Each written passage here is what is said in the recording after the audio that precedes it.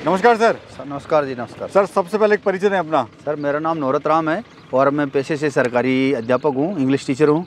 और ये मेरी मिसेज़ का फार्म है और मैं स्कूल टाइम के अलावा बाकी समय यहाँ पे देख रेख में देता हूँ। तो सर, कैसे आप चला रहे हैं? अध्यापक भी हैं आप और स्कूल में समय देना पड़ता है। सर, वैसे मैंने बताया आपको कि मेरी मिसेज़ का फार्म है और वो देख रेख करते हैं। बाकी स्कूल टाइम के अलावा मैं फ्री टाइम में मैं देख रेख कर लेता हूँ। और वैसे 3-4 आदमी है यहाँ देख रेख करने वाले, वो देख रेख करते रहते हैं। थोड़ा सा आप भी एक परिचय देते हैं अपने फार्म का। जी जी। कहाँ पर है, क्या स्थिति है? जी, मेरा फार्म किंग गोट फार्म नाम से है और ये अजमेर रेलवे स्टेशन से 8 किलोमीटर के करीब दूरी पर स्थित है, सिक्कर हाईवे पे। हम देख रहे हैं सर, यहाँ पे ये है किंग गोट फार्म। जी सर, फार्म का टूर कराइए सर, एक बार फार्म दिखाइए सर।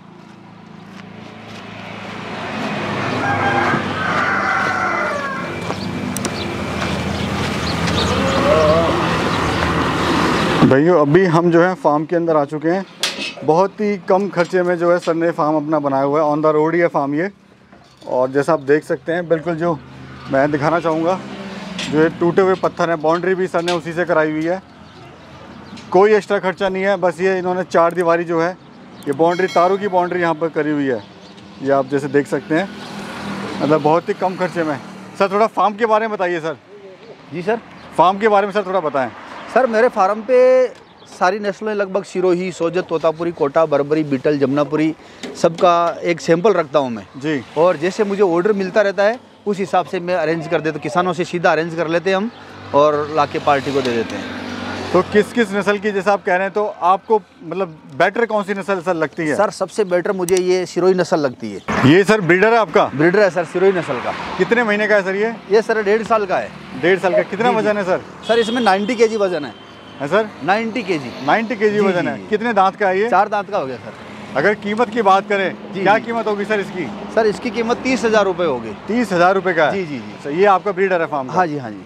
और क्या खास बात है सर आपके फार्म की? सर, मेरी फार्म पे दूसरी नस्ल भी मिल जाएगी, जैसे तोतापुरी है। ये सर, ये कौन सी ब्रीड है? तोतापुरी ब्रीड है सर ये। अच्छा, तोतापुरी नस्ल का ब्रीडर है।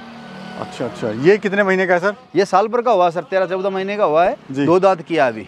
2 दांत का है? हाँ जी, हाँ जी। तो सर, जैसे आप कितने समय से है आपका फार्म ये? सर, मेरा फार्म वैसे 8-10 साल के करीब हो चुकी है इसको। तो कैसा आपको अनुभव है, कैसा आपको सफ़र है आपका, अगर सफ़र की बात करें तो? सर, मैं सफ़र की बात करूँ तो शुरू में मैंने बहुत कम बकरियां पाली थी जी। और पहले गांव में रहता था, फिर अजमेर में यहाँ आके बस गए, यहाँ रहने लग गए। और पहले स्टार्टिंग में मैंने ये अपनी खुद की ज़मीन है तो यहाँ पे 20 बकरी पाली थी मैंने पहले।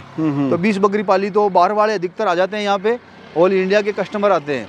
तो जैसे मुझे ऑर्डर मिलता गया उस हिसाब से मैं इसकी बढ़ोतरी करता गया और धीरे धीरे आप जैसे 500 का ऑर्डर मिल जाए, 400, 200, जितना भी ऑर्डर मिलता है उतना अरेंजमेंट करके मैं दे देता हूँ। लेकिन फार्म पे फिलहाल ये इतने जानवर लगभग 50 के करीब सैंपल रखता हूँ मैं। आते रहते हैं, जाते रहते हैं? जाते रहते हैं। जी जी। मैं देख रहा हूँ सर, आपने जो फार्म ये बनाया हुआ है, बड़े कम खर्चे में, बड़े जुगाड़ से आपने बनाया हुआ है सर। थोड़ा इसके पीछे मकसद बताएं सर, है क्या मकसद? पैसा बचाना है या इससे काम चल जाता है आपका? सर, इससे काम चल जाता है और वैसे इतना खर्चा करने की कोई ज़रूरत नहीं है। मैं सोचता हूँ जैसे जानवर है, बकरी है, तो इनके लिए इतने खर्चे की ज़रूरत नहीं है। आराम से ये रोड पे दिखता भी रहता है और कस्टमर को भी दिख जाता है। और उधर रात के टाइम उधर वो सेपरेट है तो अलग से उसमें डाल देते हैं अपन। तो मुनाफा कितना हो रहा है सर? अगर सर मुनाफे की बात करें तो साल भर में एक ही पूरा खर्चा निकाल के यहाँ का लगभग 1 साल का 10 लाख के करीब का बजट बच जाता है अपने काम से। सर, सेटिस्फाई हैं अपने? बिल्कुल सर, बहुत सेटिस्फाइड हूँ काम से। क्या क्या आपको समस्या आई सर स्टार्टिंग में? सर, अगर कोई बकरी पालन करता है जैसे आपने करा, तो सबसे पहले क्या आपको समस्या इसमें आई है? सर, सबसे पहले समस्या ये आई कि बीमारी होती है जानवरों में। जी। तो अपन जी हाँ, बीमारी के अंदर क्या कोई कई परेशानी हो जाती है, कौन सी बीमारी आ रही है, क्या है इसका इलाज। तो शुरू में मुझे वो काफ़ी परेशानी हुई, बड़ी परेशानी जी। बाकी इनके खाने पीने का वो तो सारा नॉलेज है, मैं वैसे ही 2-4 बकरी पहले से रखता रहता था। लेकिन ये बीमारी की वजह से परेशानी होगी और फिर बाद में अपन को जानकारी ली डॉक्टर लोगों से और प्रशिक्षण भी लिया, तो इसे करके अब वो बीमारी नहीं, वो तकलीफ नहीं आती है। पर इसके अलावा कोई अलग अलग वातावरण से आते हैं छोटे बच्चे, तो उनका थोड़ा सा ध्यान रखना पड़ता है। सर, आप तो जैसे सफलतापूर्वक इसको कर रहे हैं, लेकिन जो कुछ फार्मर है वो फेल हो जाते हैं, काम नहीं कर पाते हैं, ऐसा क्यों है सर? कुछ ऐसी बातें बताइए ताकि वो भी अपने फार्म को ठीक से चला सकें।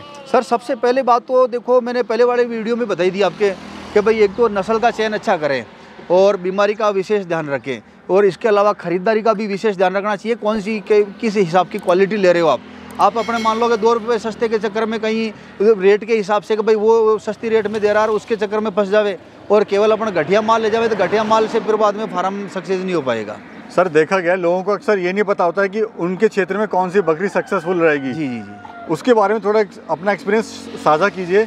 देखो क्षेत्र में कौन सी बकरी का कैसे चयन करें? सर देखो पहले तो एक बकरी वातावरण देखना पड़ता है। ऑल इंडिया में सारी जगह पहले तो सिरोही नस्ल जा रहा है जी। सिरोही नस्ल तो ऐसा है कि जिसका एक बीमारी से लड़ने की क्षमता जो सबसे बेस्ट है, अच्छा क्षमता है इसका। तो ये सब हर तरह के वातावरण में सेट हो रहा है। केरला में भी सेट हो रहा है, इधर आसाम तक सेट हो रहा है, ऑल इंडिया में हर जगह सेटिंग हो रहा है ये। इसके अलावा दूसरी नस्लें जो है वो अलग अलग वातावरण के हिसाब से सेट होती है। जैसे पंजाबी बीटल को लेवे अपन, तो पंजाबी बीटल के लिए हमेशा हरा चारा अवेलेबल होता है उसके लिए, और ठंडा वातावरण रहता है, मीठा पानी रहता है। अगर वैसी कंडीशन मिल जावे तो वहाँ सूट होती है, बाकी हर जगह वो सेट नहीं हो पाती है। अगर कोई भाई 10 बकरियों से स्टार्ट करना चाहता है जी तो क्या वो सर इसमें मुनाफा ले सकता है और क्या उसको खर्चा आएगा? सर 10 बकरी जैसे नस्ल खर्चा तो नस्ल कितनी बकरियों से शुरुआत करना चाहिए स्टार्टिंग में जो पहले बार स्टार्ट कर रहा है काम? जी जी जी, मेरा विचार ये है सर कि अगर अपन स्टार्टिंग करें तो कम से कम 20 बकरी तो हो। 20 बकरी और 2 ब्रीडर रख लें। बाई चांस मान लो एक ब्रीडर किंतु परंतु हो जाए तो भी एक ब्रीडर एक्स्ट्रा रहे जी। और खर्चे की बात करें तो अलग अलग नस्ल का अलग अलग रेट होता है।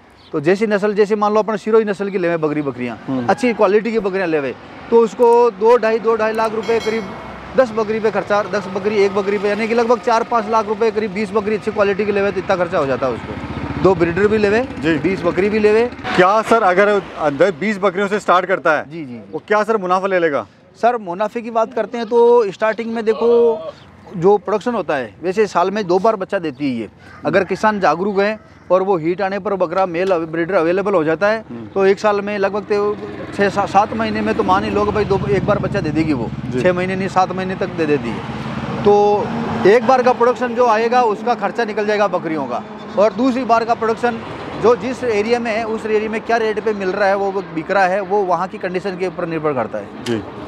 दूसरा आप इसको ऑल इंडिया में कैसे भिजवा सकते हैं? कोई भाई कहीं दूर बैठा हुआ है सर आपसे माल लेना चाहता है? मेरा तो ये कहना है कि ऑल इंडिया में आप कहीं भी बैठे हो तो पहले तो अगर एडवांस वहाँ से बुकिंग किसी के दूसरे के पास भी नहीं करे, मैं मेरे लिए नहीं कह रहा हूँ, किसी के लिए भी वहाँ बैठे माल मंगाना चाह रहे हो तो मैं नहीं सोचता कि भाई वो अच्छी कंडीशन है आपके लिए। आप खुद आइए यहाँ पे, माल देखिए और उस हिसाब के विश्वास देख के टोकन दीजिए यहाँ के भाई ऐसा माल चाहिए, और यहाँ से माल सेलेक्ट करके ही ले जाइए, वो सबसे उत्तम। अपन वहाँ बैठे मान लो फार्म पे आके सेटिस्फेक्शन करे, संतुष्टि मिले, तब जाके वो बिल्कुल आगे काम करे, अपने काम को बढ़ाए। जी जी जी। तो सर ट्रेनिंग वगैरह इसमें लेनी चाहिए क्या सर? सर देखो अगर जिसको बकरियों की जानकारी है, पहले से रख रखा है, छोटी मोटी बीमारियों की जानकारी है, तो उसको थोड़ी बहुत बकरियों के लिए तो ट्रेनिंग की जरूरत नहीं है। लेकिन मैं समझता हूँ कि ट्रेनिंग तो वो एक अपने मान लो कि भाई सर्टिफिकेट वाली लेवे या बिगर सर्टिफिकेट के लेवे, लेकिन ट्रेनिंग लेना थोड़ी ज़रूरी है उनके लिए कि भाई कौन सी बीमारी है, किस टाइम टीका देते हैं, वो ज़रूरी हो जाता है। वो एक प्रैक्टिकल थोड़ा सा वो थोड़ा अनुभव ज़रूरी हो जाता है उनको। नए युवाओं का आप कैसे सर मदद कर सकते हैं, कैसे उनको सपोर्ट कर सकते हैं अगर कोई आपसे मदद चाहता है तो? नवयुवक जिस एरिया से है और मैं उसकी हेल्प करूंगा कि भाई उस एरिया में कौन सी ब्रीड सेट हो रही है, उस हिसाब से उनको गाइडेंस करूंगा और कैसा माल ले जाना चाहिए वहाँ पे, और कौन कौन सी बीमारी हो जाती है उनकी मैं जहाँ तक है साधारण जानकारी मैं अवेलेबल करा दूंगा उनको जी। युवाओं बेरोजगार को आप क्या संदेश देना चाहते हो सर? युवा बेरोजगारों का मेरा यही संदेश है सर कि अगर अभी बेरोजगार है अपन तो अपना इस गोट फार्मिंग से जुड़ के अपना 2 पैसे कमा सकते हैं, अच्छा पैसा कमा लेंगे अपन आराम से। सर मेरा ये कहना है कि भाई नवयुवक है जो गांव छोड़ के शहर जा रहे हैं और शहर में प्रदूषण वगैरह या फिर भागदौड़ की ज़िंदगी, कम पैसा मिलना, तो मेरा ये कहना है कि भाई अगर आप गांव में रहें और गांव में अगर कृषि पालन या अपनी खेतीबाड़ी के साथ साथ पशुपालन भी करें तो वो बहुत अच्छा मुनाफा इस बकरी पालन से कमा सकते हैं। धन्यवाद सर, आपने बड़ी महत्वपूर्ण जानकारी दी। धन्यवाद सर। धन्यवाद सर। ओके, धन्यवाद सर।